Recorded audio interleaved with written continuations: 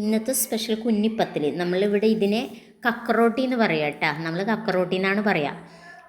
ഇതിനാവശ്യമുള്ളത് ഞാൻ 1.5 kilo beef കഴുകി വൃത്തിയാക്കി ചെറുതായി മുറിച്ചെടുത്ത് നമുക്കിത് കറി ഉണ്ടാക്കി എടുക്കാം. ഒരു 3 വലിയ സവോളയും 4 തക്കാളിയും പിന്നെ ഇഞ്ചിയും പച്ചമുളകും വെളുത്തുള്ളി അതിനുള്ള ആവശ്യമായ എല്ലാ മസാലകളും ചേർത്ത് ഓയിലിൽ കുറച്ച് ഉപ്പും മഞ്ഞൾപ്പൊടിയും ഇട്ടൊന്ന് വഴറ്റി നമുക്ക് ബീഫ് റെഡിയാക്കി എടുക്കാം കേട്ടോ. 2.5 സ്പൂൺ മുളക് പൊടിയും ഒരു 4 സ്പൂൺ മല്ലിപ്പൊടിയാണ് ഞാൻ ചേർത്തിട്ടുള്ളത്. വലിയ സ്പൂണാണ്. അപ്പോൾ 4 സ്പൂൺ മല്ലിപ്പൊടിയും ചേർത്ത് നമുക്കിത് വേവിച്ചെടുക്കാം. ഒരു കമ്പ് ഞാൻ മുഴുവനായ കുരുമുളകും ചേർത്തിട്ടുണ്ട്, ഒരു ടേസ്റ്റിന് വേണ്ടി കേട്ടോ. ഉള്ളവരിട്ടാൽ മതി. ഇത്ര അതിനിടയിൽ നമുക്ക് മാവിനുള്ള മാവിന് ഞാൻ കുതിർത്ത് വെച്ച പച്ചരി ഉണ്ടായിരുന്നു. ഒരു 1/2 കപ്പ് പച്ചരി, 1.5 മുറി തേങ്ങയും അതിൽ കുറച്ച് പെരിഞ്ജീരകം ഒരു സവാളയും ചേർത്ത് നന്നായി അരച്ചെടുക്കരുത്, ക്രഷ് ചെയ്തെടുത്ത് അതിൽ പൊടി കൊഴുക്കുക. നമുക്ക് ഉപ്പിട്ട് കുഴച്ചെടുത്ത് ഈ പരുവത്തിലാക്കിയെടുക്കാം കേട്ടോ. അതിനിടയിൽ കറി റെഡി ആയിട്ടുണ്ട്. നമുക്ക് ഇതേപോലെ പരത്തി ഒരു ചെറിയ റോള് കൊടുത്ത് എല്ലാം ഇതേപോലെ നിരത്തി വെച്ച് ആവിയിൽ വേവിച്ചെടുക്കാം. നന്നായി ഫൈനായിട്ട് അരക്കാൻ പാടില്ല കേട്ടോ. അത് എന്താ വെച്ചാൽ ക്രഷ് ചെയ്യുന്നതിനേക്കാൾ കുറച്ച് കൂടുതൽ അരച്ചെടുത്തോളൂ.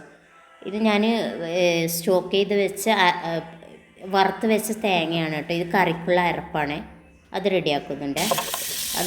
ചെറിയുള്ളിയും കറിവേപ്പിലോട്ടൊന്ന് കാച്ചിയെടുത്ത് കുറച്ച് ലൂസാക്കി കറി ഉണ്ടാക്കുന്നതാണ് നല്ലത് കേട്ടോ. അതിൽ കിടന്ന് അപ്പമില്ല, എന്താണ് കുഞ്ഞിപ്പത്തൽ, അതായത് കക്കറോട്ടി, അതിൽ നിന്ന് കിടന്ന് കുറച്ച് നന്നായി ഒരു കുറുകി വരണം, എന്നാലും ആ ചാറൊക്കെ പിടിച്ച് നല്ല ടേസ്റ്റ് കിട്ടത്തുള്ളൂ കേട്ടോ. ഇത് ഞാൻ കുറച്ച് കൂടുതൽ ഉണ്ടാക്കുന്നുണ്ട് ഇന്ന്. കുറച്ചൊക്കെ സെർവ് ചെയ്യാൻ വേണ്ടിയാണ് കൂടുതൽ ഉണ്ടാക്കുന്നത്. ഇതിൽ ഈ ചാറിലിങ്ങനെ കിടന്ന് കുറുകുമ്പോൾ തന്നെ ടേസ്റ്റ് കൂടും. അതിനിടയിൽ ഞാൻ എൻ്റെ വൈകുന്നേരത്തെ സ്നാക്ക് ഉണ്ടാക്കുന്നതാണ് മുട്ടവട. പിന്നെ ഇത് ആവിയിൽ വേവിച്ചെടുക്കുന്നത്. ഇതൊക്കെ എല്ലാവർക്കും അറിയാമായിരിക്കും, ഇതിൻ്റെ റെസിപ്പീസൊക്കെ കുറേ കണ്ടതാണ്. പിന്നെ അതുകൂടാണ്ട് മുട്ട പപ്സുണ്ട്, മുട്ടവടയുണ്ട്. ഇതൊക്കെ അതിനിടയിൽ ഞാൻ റെഡിയാക്കി എടുത്തതാണ്. പിന്നെ ഈ കുഞ്ഞിപ്പത്തൽ എന്നൊക്കെ പറയുന്നത് ഇതൊക്കെ പണ്ട് പാരമ്പര്യമായുള്ള ഒരു ഫുഡാണ്. പണ്ട് ഉമ്മ കാലത്തേ ഉള്ള ഒരു ഐറ്റമാണിത്.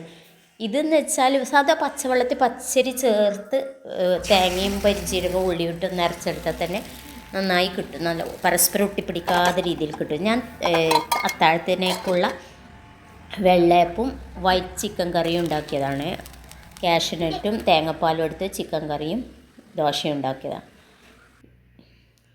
ഇത് പച്ചവെള്ളത്തിലാണ് ഞാൻ കുഴച്ചെടുത്തത്. എന്താണെന്ന് വെച്ചാൽ ഇത് പച്ചവെള്ളത്തിൽ പച്ചരി ചേർത്ത് അരച്ചാലില്ലേ, കുറച്ച് തേങ്ങയുടെ കൂടെ പച്ചരി ചേർത്ത് അരച്ചാൽ പരസ്പരം ഒട്ടിപ്പിടിക്കുകയോ പിന്നെ നാവിനൊട്ടുകയോ ചെയ്യില്ല. വെറും പൊടി മാത്രം കുഴക്കുന്നതുകൊണ്ടാണ് നാവിൽ ഒട്ടിപ്പിടിക്കുന്നത്. പിന്നെ പിറ്റേ ദിവസം ഉപയോഗിക്കാൻ കഴിയില്ല, അങ്ങനെയൊക്കെ ആവുന്നത്.